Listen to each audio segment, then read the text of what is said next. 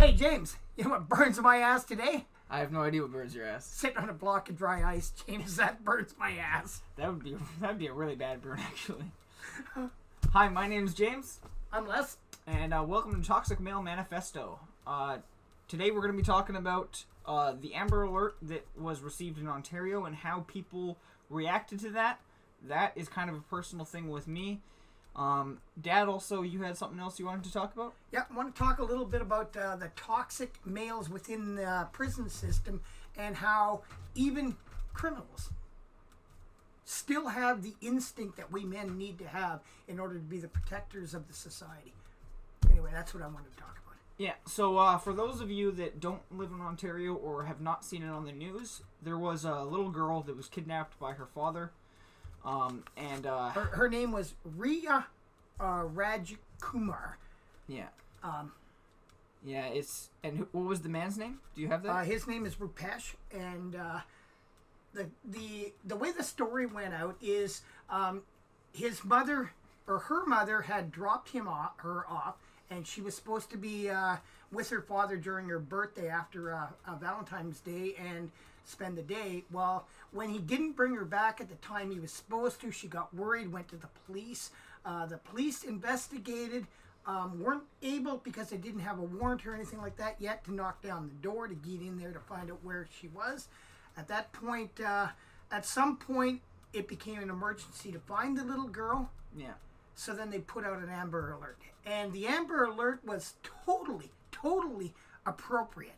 100% appropriate. Also, because of how the outcome ended, he ended up killing the little girl, which is pretty tragic. They found her body in the apartment, and they caught him north of Aurelius. So they caught him quite a long ways away.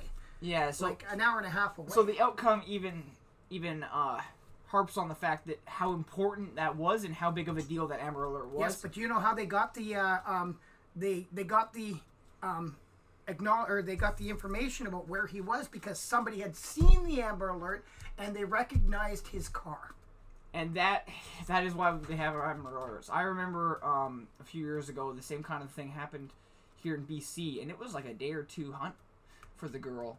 And they were constantly playing the Amber Alerts. And I remember at the time, I was like, this is so freaking annoying. I'm just trying to work and listen to the radio, and it just keeps blaring Amber Alert. Like, we know she's missing, and that's what I was kind of getting mad about. But I was younger back then, and I've kind of come to a conclusion, and I've understood that if it was my daughter, or if it was someone that was important to me, I would be... Absolutely. A young girl's life is far more important than anything you're doing. Than 5 minutes sleep and stuff. Now, having said that, the next thing is the Peel Regional Police had to put out a bulletin about how disappointed they were because they had a barrage. I mean, a barrage. Yeah, there was lots of people phoning in and texting and sending emails and everything on Twitter and stuff about complaints about being disturbed. Yeah, by an Amber Alert at 11 o'clock at night. It interfered with my sleep. Excuse me? Yeah, my girlfriend, she lives in Ontario, kind of close to where this happened, and she posted on Facebook about the Amber Alert, like to also tell people on Facebook, and someone posted on there saying that she had 6 TVs in her house go off at the same time, and it annoyed the shit out of her, and then when she looked on her phone also had it, and she was so annoyed about how many Amber Alerts that had happened, and I couldn't, because that was the first time I saw anybody getting upset about the Amber Alert. I honestly couldn't believe that anybody would be so selfish that just having this Amber Alert show up on your TV or on your phone is a big deal. Like, to me, having been through life and learned a few things here and there, I don't think it's a big deal to have that Amber Alert on there like as a problem. I think it's a big deal. Like, I think it's amazing to have it on there. I think that means it works. I agree. Really, that means it works. So, okay, so we get a little bit inconvenienced because a little girl's missing. Really? It was a pretty big inconvenience to the mother and to the little girl that's missing. Yeah, wow. that poor mother. I feel actually really bad for that mother. And I think what's amazing with these Amber Alerts is we have so much technology nowadays, and we are so focused on our technology. We all use computers. Like right now, you're probably using something that you would have gotten an Amber Alert on. And that, to me, is amazing because we're able to get this message out way more people and way quicker than we could have with anything else. And here's the reality with our technology and with our with our transportation system. That guy could have been in Winnipeg by the time that Amber Alert went out. He could With the little girl. Like, he could have got on a private airplane somewhere in a small little airstrip or something. Like, really. Yeah, if he planned it out properly, he could have been out of country maybe. Even. There is children that have been spirited out of the country by parents from other nationalities, have been taken to India or taken to Syria or taken to other places. And had the Amber Alerts gotten out soon enough and people knew about it, maybe they wouldn't have been able to get on an airplane. Like, let's get off of our selfishness there, people, and let's put people first. Anyway, that's what I have to say about that. Now, here's the rest of that story. Yeah. Now, that guy got caught. His name is Prapesh Raj Kumar. Yeah. Now, guess what's going to happen when he gets into jail? He's going to protected custody. And the funny thing is he's going to jail full of criminals. Why does he need to be protected? Because the men that are in there still have the basic instincts of right and wrong. This man killed a little girl. Even to criminals, that is beyond the specter of what's acceptable and what's appropriate. So now he goes to jail, and we have to protect him from criminals because these men still have the instinct.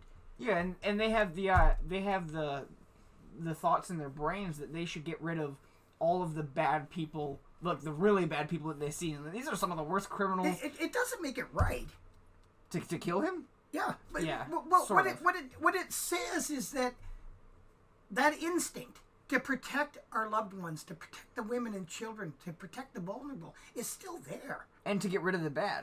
And and that comes from some of a primal thing is we cut off the bad diseases basically, and that's how I kind of see guys like this, is they are the bad diseases in our communities, and even the baddest of the bad people in prison still have that instinct and still have that idea to get rid of those bad plagues and diseases. So is it possible that these men that are in prison right now that he needs to be protected from, had they had decent parenting, had they had a father that took them aside, or even a big brother or male mentors took them aside, maybe those instincts, maybe those male, testosterone instincts might have been channeled into something more appropriate, into a better person. Really, that's what it also comes down to the community that you're raised in. Like some of these men in prison, they will have had a father figure, but just because you have a father figure doesn't mean that you're going to turn out good if your father figure is not a good person either. That's right. So if your father figure is a person that's abusive and a spousal abuser and a criminal and walking around with armed guns, robbing stores and stuff like that, it's going to be pretty tough for you to be. Yeah, especially if you look up to that guy and you don't look down on him. I know that there are some people that they'll look at their fathers and they'll be like, I never want to be like that guy. I'm not going to be like him. I'm going to be a great guy. But then there are a lot of kids that in that situation, they'll look at their fathers and they'll be, I want to be like him when he's older. I want to sell crack, or I want to rob liquor stores, like that kind of stuff. And that is kind of the problems that we have, is in these communities, we don't have the proper fatherhood as well as enough fatherhood. So one of the things, one of the things that I would be really, really interested in doing, one of the differences when I was in the military many, many years ago, our society at the time was antagonistic towards people in uniform. We in the military, we couldn't even be going into town without people picking fights with us because they saw us as being some sort of a, I don't know, whatever it was. But for some reason, that was what that generation of men felt. And that generation of men have gone on to have children. And a lot of them have bred into their children a distrust and a hatred towards people in uniform. And it goes right to our police officers. So somebody gets stopped by a police officer for something they actually did wrong. You were speeding. Yeah. And instead of saying, yes, officer, I did do that wrong, they're antagonistic and they go and bring out the worst in an interaction. And the thing is it makes it harder for that police officer too, that when he comes up to you, you don't roll your window down all the way. You say, I know my rights. I'm not going to sign the ticket, that kind of stuff. If you start off like that, it makes it a way harder interaction for that police officer. And is he now going to want to cut you brakes? Is he now going to... No, he's probably going to ask you to get out of your car, and he's probably going to use the full extent of the law to make it hard on you as well. If you're But- making but it hard on but him, he's going to make it hard on As you. parents, we need to be teaching respect for people in a uniform to our children. Like, that just doesn't extend to police officers or people in the military. That extends to ambulance and paramedics, to fire department people, even government employees in uniforms. Like, I've seen people trying to kick meter readers off their property. The guy's reading your frickin' meter. Like, because he's wearing like, give me a break. So what I'm saying is respect the uniform. When I joined the military, one of the things they taught me was to salute the uniform. I don't have to like the person wearing it. I don't have to respect him. I don't even have to think that he knows what he's doing. He's wearing the uniform. The person that put that uniform on him, and they used to say that he had a Queen's Commission, which means he was a commissioned officer, and I had to respect the fact that he was a commissioned officer. That goes for enlisted ranks as well. So I learned that in the military. And what that meant to me is that I need to respect the uniform the person's wearing. Because they've been trained, they've been equipped, and that people in authority had placed them there. So we need to be teaching our children to respect the uniform. 99.99% of the police officers out there are incredible servants of the public. Yeah. To serve and protect is what their motto is, and they do. Now, 1 out of 1,000 are assholes. This is actually kind of a good coincidence. Yesterday, I was having an argument online with somebody, and I found out that last year in the United States, there was 62.9 million interactions with police officers. Well, not interactions. People that interacted with a police officer. Some of those people interact with a police officer maybe 10 or 12 times in a year. But there was 62.9 million people that interacted with a police officer last year, and there was 998 people killed by a police officer. That means that with every time a police officer saw a person, they had a 0.00001% chance of being killed by that police officer. Which is still an awful lot. But you know something? How many of those people actually drew a weapon on the police officer first? It's at least close to 70% of those. Actually, no, more than that. Maybe 90%. I'd have to look at them all, but there is a website that you can go to, which is policekillings.com, and they have a list of all the police killings. You can look at all of the database and whatnot. And there is a YouTube page called Donut Operator. Every month, he'll go through that, and he will. He's a police officer, and he will go and look at them all, and he'll say if they're justified killings or not. And I watch it almost every month, and out of the 30 or 40 people that are killed every month, he only gets maybe 1 or 2 that are unjustified. Right, so you've got some bad apples. And yeah, they are. And a lot of people say that the police officers don't out them. Yes, they do. Most definitely. I've got friends that are RCMP officers, and they despise the people within their ranks that besmirch their name.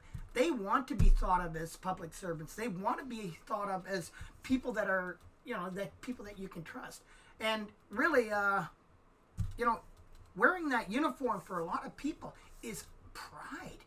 It is, yeah. It's not a power thing. Unfortunately, there is a few that do that, and yeah, I've met a few in my travels as well that use the uniform to be a sense of power. Those people you'll see everywhere. They'll use the uniform of a suit and tie to also be in power, and they'll use the uniform of just being a guy on the job site. Like, I had a guy that I worked for when I was painting that he abused the power as well, and that's not even a powerful position, but he was still like power strong. And another thing that I did want to say is, Dad has always taught me from my very young childhood is you always salute the uniform. And the uniform isn't just a police officer or a fireman or an army or one of those people that wear an obvious uniform. The uniform is your father and your mother. The uniform is your boss, your coworkers, your teacher, pretty much anybody. Is you respect those that are in charge of you and have the authority above you. Even authority on the same level as you, your classmates and your coworkers.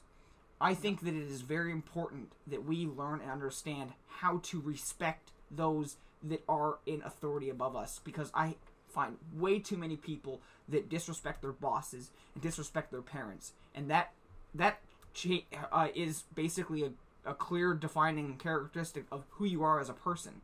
And if you find yourself constantly hating your boss, constantly hating your parents, maybe you're the common denominator. Well, here's what I have to say about that. This is the last thing I'm going to say tonight. Yeah. About this.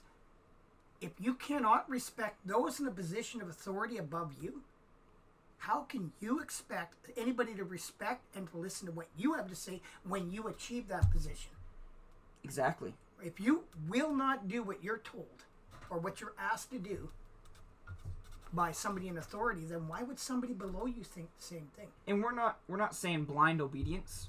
Of course, if there's an obvious circumstance that he's abusing his power or something like that, you should bring it to another person's attention. But most of the cases that I see where people are not respecting those above them and whatnot, it's not abuse of power. It's just like, I need you to come in early today, or I need you to stay late. And people just lose their freaking mind over that. Or their parents tell them that they need to get better grades, and now that they're grounded, or that they've taken away their PlayStation or something. You have your rights. Yeah, I have my rights! No responsibility. Anyway, that's it for now. I want to do my tool of the day. Yeah, so today we're going to do Dad's tool of the day. What's all this water here? That's from the snow from the metal. Ah. I took this metal from our metal pile outside so that Dad could use it to demonstrate. But it has some snow on it because we got snow here. We're in BC and we got snow. We have the Robson Crushing and Demolition recycle metal bin in our yard, and it's our picking place to get all of our stuff for our racing program. Yeah, we did get some snow here in BC. We're not alone in Canada with the snow. I know it's very rare that this happens to us, and yeah, people freaked out. My mom's work was shut down for 3 days because of the snow. Yeah, Joshua had 2 snow days at school. And then a half day. And it was pretty crazy, honestly. Like, I spent a lot of time in Ontario. And I saw how really bad the winters are. Like, I was up north of Ontario, near Ottawa. And I saw how really bad those winters are and how people deal with them and how stuff keeps going. But then here in BC, like, the whole freaking lower mainland just shut down because we got, like, half a foot of snow. No, I think we got about 10 inches. It's about a half a foot. Most of the people watching this are all into metrics, so we got about, I don't know. Would we get in centimeters? I'm not Probably doing that on 20 centimeters. or 25. Anyway, so today we're going to talk about tools. Yeah, what tool do you got today, Dad? I brought stuff here. So I'm probably going to need that vise over there too, James. Yeah, so do you want me to edit right here? Well, we'll see first. Okay, so 30 years ago, I bought my first cordless drill, and it was a 7.2 volt cordless drill, and I could maybe screw 15 or 20 screws in with one, and I thought that was a cat's meow. Technology has gone along, and I now, on the job site, almost never roll a cord out. I have 4 battery chargers going sometimes, and I'll have as many as 10 batteries going. Everything I run on the job site is cordless. Okay? Yeah, I'm a welder, and it's a little bit different for us in the welding field. The cordless tools have not yet caught up to us yet because they are not as powerful yet. We demand a little bit more out of our tools, so most of the stuff I use is corded. So I use corded grinders, and I use corded drills or drill presses. So if you were a better welder, you wouldn't need a grinding as much. Okay, if that's what you want to think, then, Dad. Okay, so generally speaking, when you get a cordless tool set, you pick a brand. DeWalt makes a reasonable brand. Milwaukee makes a better brand. This is my opinion only, but Milwaukee makes a better brand. Bosch makes a brand. There's a few other brands, and then there's store brands. Mastercraft has their own store brand. Then they have Mastercraft Maximum. Home Depot has their own brand, which is called. Don't they have Milwaukee? No. Or is it DeWalt that's Home Depot? No. Well, they sell DeWalt, but they have their own brand. But anyway, so they have their own brand as well, and then Rona has their own brand, and there's a couple other companies. And then you'll see like your cheap Japanese and Chinese knockoff ones that'll be like some Don't buy company that I've stuff, ever heard it's of. garbage. Yeah. Okay, if it's $50 for a grinder or a drill, you're buying crap. When you're buying Makita, right? You can go buy your Makita at a really, really good tool store. I personally like KMS tools. Okay? They're only here in Canada. So anyway, I buy mine at an actual tool place. And when you get in there, Home Depot will have the same drill set, it looks like, cheaper. Now the problem is Home Depot's is a cheaper brand, and if you look at the model numbers on them, they actually look the same. They actually almost identical and stuff like that. Home Depot's is not the same drill. They're a little less underperforming. I think I've got a Home Depot version of one of the drills over there if you want to grab one. It's right up there. Can you reach it? It's a little beat up, but Yeah, it's no, that's not a Home Depot one. That one's just an old one. this one. Okay, that's a Home Depot one. Okay, it might not be Home Depot, but it's a cheaper discount brand. Okay, so here's a discount brand drill. That's a KMS drill. Same drill. They're both hammer drills. They got metal on it too. Right? Which one do you think is a better drill? Well, this one's got tuck tape on it, but obviously that one was better when it was in its mint condition, and this one was worse when it was in its mint condition. Okay, so anyway, I use Plastic Makita. and- That's my personal thing, but because I started with Makita, every other tool I go and get, I have to get Makita. It's kind of the way it works out because the batteries cost as much money as the tools. These batteries, the new 5 amp batteries, are well over $100 each just for the batteries. Now they last a long time. I've got 3 amp, 4 amp, and 5 amp batteries. I'm eventually going to get the 6 amp. I haven't bought any yet because I've got about 10 batteries and they all still work. So I'm not into replacing stuff that still works. What's your preference on batteries? Do you prefer 3 or 4 or 5? I like the 5s. The fives? 5s take longer to charge. You have to use the quick charger, which is right here. And 2 of my chargers don't charge it as well. Another question I have is if you're a house mom looking to just get something to do every... I would probably buy a department store brand, Home Depot or Canadian Tire. Would you get a 3 or 4 or 5? Yeah, they only need 3. Okay. Generally speaking, when you buy the kit, it comes with 2 batteries. This is the only thing you burn. And some of those flyers off the scaffolding were made to happen and not an accident. I've seen a few of them were... The testosterone got a little too high and I threw it off. Yeah, the toxic masculinity was too much in that. Okay, so another thing I do with everything I own. I don't know if you'll be able to see this, but I take an engraver and I engrave LWJ in my batteries. Do you mind if I take that? Thank you.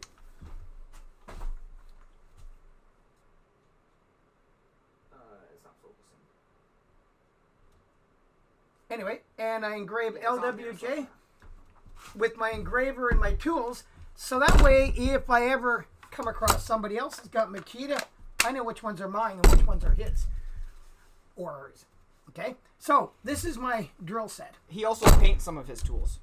Like I put a used little- to. Yeah, he hasn't done that lately because he doesn't work with many guys as much anymore. He's usually working by himself. Okay, so now I'm going to show you a couple other Makita tools. So now, basically, I've got my trusty little flashlight, got a Makita battery in it. Okay. We have a piece of metal here. Where'd it go? Looks like it's got some weld beads on it. I was practicing on it. Holy crap, who put that on there? Somebody typed it up. The Hulk? So, now here's some safety precautions. Important safety precautions. Always wear your safety glasses when you're cutting or anything like that. Crap can fly in your face, and you only get 2 eyes. You get to keep them for the rest of your life. You don't want to have eyes that look good but can't see anything. Yeah, I'm behind the camera and I'm even wearing safety glasses. Now, on this grinder, you'll notice that I have a guard on it. On any job site I'm on, if I can find a grinder that's got no guard, I throw it in our pile, and until it's got a guard on it, it doesn't go back out again. Here's what happens. People want to put a 6-inch blade on a 5-inch grinder, so they take the guard off. That's not the way you do it. This is a 5-inch grinder. It can only take a 5-inch blade, nothing bigger. Right now, the 5-inch blade is down to about 4 1/4 because it's been used a bunch. Guards. That thing is traveling at 8,000 RPMs. If it disintegrates, your hands are gone. When I went to Kwantlen Polytechnic University for welding, there was a Chinese guy I don't think it matters what race he is, but he was in the grinding booth, and he was using a 7-inch grinding blade on a 5-inch grinder, and I told him it was going to explode, and it did explode. He's without an eyeball right now because of that.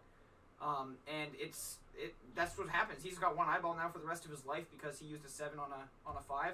And I know tons of guys who also will use that 7 on a 7-inch grinder or on a chop saw or something like that, all the way till it gets down to a 5 or 4.5, and then put it on their grinder, and that is also just as bad, because the integrity inside of those blades is not as strong, because they're expecting that you're going to have it on a machine that does not spin as fast as. That's right.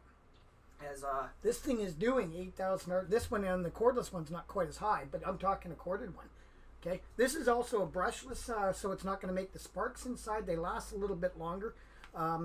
It's got 2 different ways of doing it. It's got a safety here. Guards. Never ever use this grinder without a guard.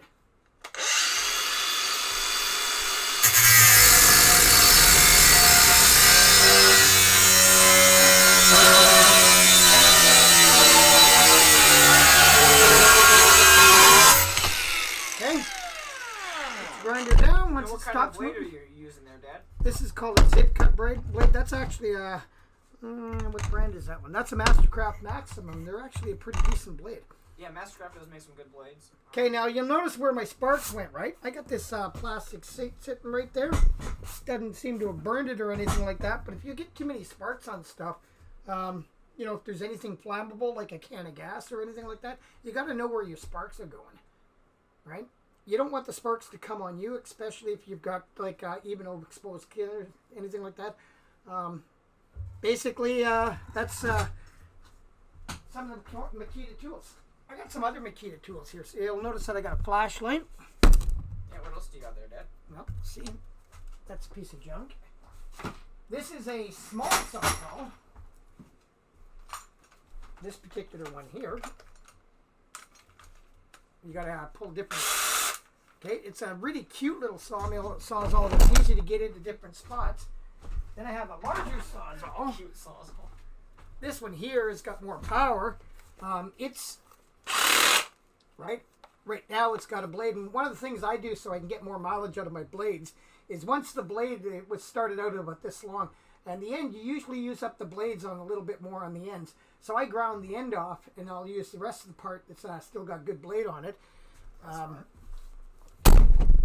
I tell people I'm an environmentalist. I'm actually cheap.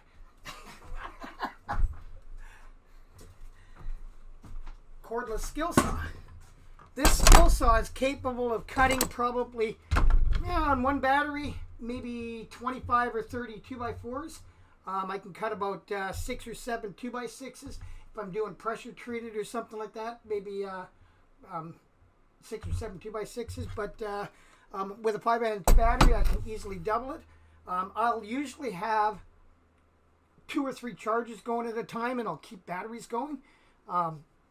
Now, the other thing about Makitas, and this I learned this when I was using the 3 amps. If you put a 3 amp battery on the charger when it is hot, after you've just worn it right down, it will sometimes wreck the battery. I've got about 5 batteries, and it took me 5 batteries to learn that one. So now what I do is I'll put it beside the charger, and I won't put it in the charger until about half an hour to 45 minutes after it's actually gone dead. Or all the newer ones, that one doesn't have one, but the newer batteries have a little light. This one's down to 3. So this actually, I should put it on the charger now and recharge it, because back in the day, you used to want to discharge your battery all the way, and if you didn't, then they got a memory loss, and eventually they wouldn't take full charge. That's not the same with lithium anymore. Some of the other tools I've got a vacuum cleaner that is not here. It's on a job site. Cordless radio. ANW.com. This one has taken more than one plier off different places. It's been smashed a lot. It's probably about 5 years old. It was actually a gift from my wife from Christmas. I have a blower. I have basically every tool I get, I buy a cordless tool. So now, instead of having cords, I don't roll them up or anything. I just use cordless tools. So, and I wanted to say anybody wants a tool reviewed or anything like that, if you were to pass one on over to me, I would review the tool and let people know what it's like. I have a question though, Dad. Okay. That thing you were talking about with the batteries, about how you waited 30 minutes, is that only with Makita tools? I suspect it might be with the lithium tools, but I don't know that. But I do know that my friend Paul has had some terrible luck with his Milwaukee batteries and Milwaukee tools. And a lot of it is because his employees just don't take care of their tools very well. They drop them in the mud, they do other stuff, or they overheat the tools. Because I've got more than one drill, if I'm doing lots of drilling, I might actually drill my drill until it starts getting warm. And my tools are almost all brushless, right? My drills are all brushless, my impact guns are all brushless. So they don't overheat as much, right? That's a brushless one. So they don't heat as much, but you don't get them that hot, and you don't let them in the mud and stuff like that, and you keep them relatively good condition. So his guys abuse the tools. So what I would recommend if you're an employer, maybe instead of giving your people bonuses, give them tools. You know, I think people would take better care of tools if they actually own them, and not the employer. And the other thing I would say for young men, and I've done this my whole life, and I know James does it all the time, is every time I get a paycheck, I have my little wish list of stuff, tools that I'd like to have and that I need to have and stuff like that. My whole life, I bought another tool. Almost every paycheck. And it could be as small as a chisel set, could be a new skill saw. Right? So I have lots and lots of tools. I love tools. That was a really good clap. I'm proud of that one. I might leave that clap in the video.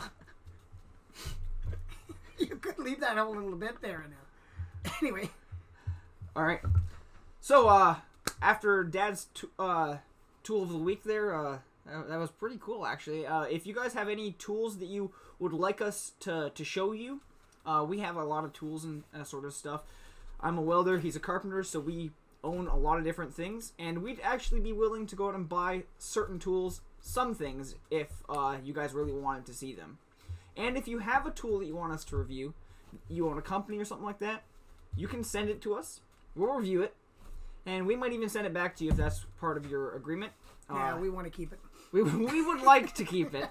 We'll review it, but we'll be honest. We will not just say it's a good tool because you sent it to us or you gave us a free tool. We're not that kind of people. You can't sway us with money to say your stuff is good. I don't know. Maybe you could. With enough money, but I don't think there's enough money right now coming towards us. So, with that being said, that's our episode for this week. If you like this video, you can like the video below, or if you don't like it, you can dislike it. Subscribe for more if you want to see more of this. If you don't, I don't blame you. You can hit the little bell notification, and it'll notify you on your phone whenever we upload a video. We would love to hear your comments. If you have anything you want to say to us, we don't really care if it's good or bad, or if it's a question or if it's a concern. That'd be awesome too. You can put that in the comments, and we would love to hear about it. We have a Facebook page called Toxic Male Manifesto. The link will be in the description for you to go and check out that Facebook page. You can message us on there. We have a Twitter. Right now, we don't really have any Twitter followers, but I'm hoping that it gets up higher. It's called @ToxicMaleManifest. We weren't able to put the stow, so it's just Toxic Male Manifest. It's weird, I know, but it's called Toxic Male Manifesto, but it's @ToxicMaleManifest.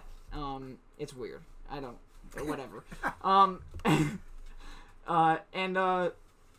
You can message us on there, and we'll post every random stuff. Dad's been taken to post it on the Facebook about things that concern him during the week, so you can see stuff on the Facebook there. With that being said, have a great day. We'll see you next week. Don't forget to read my book. Oh yes, Rapacious Creditor, available on Google Playbooks. Yes, that'll be in the description as well. I'm actually 5 chapters into my next book. Might be a series, and it's called Not Me Too. Yes, when something of the nature happens, we'll be talking about the Me Too movement and stuff in a future episode. With that being said, you have a great day. We're going to get back to work. Okay. See ya.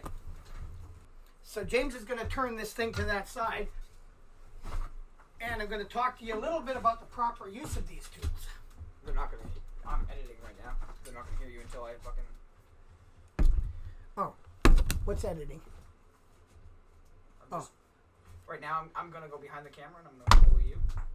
Oh. But until Where'd my glasses go? there we go. Are these mine? Yeah, you can use those ones. I'm gonna use these ones. Okay, we need a piece of wood to cut. There was a piece around here. I took it and cut it up. Yeah, fucker. You have to go to the wood pile then. Yeah. I won't cut anything with it. I'm gonna grind now. Okay, you ready? I'm ready. Okay, is it on? Yep. No, it's not. Yes, it is. Oh. I'm looking at the screen now. Okay, we're back.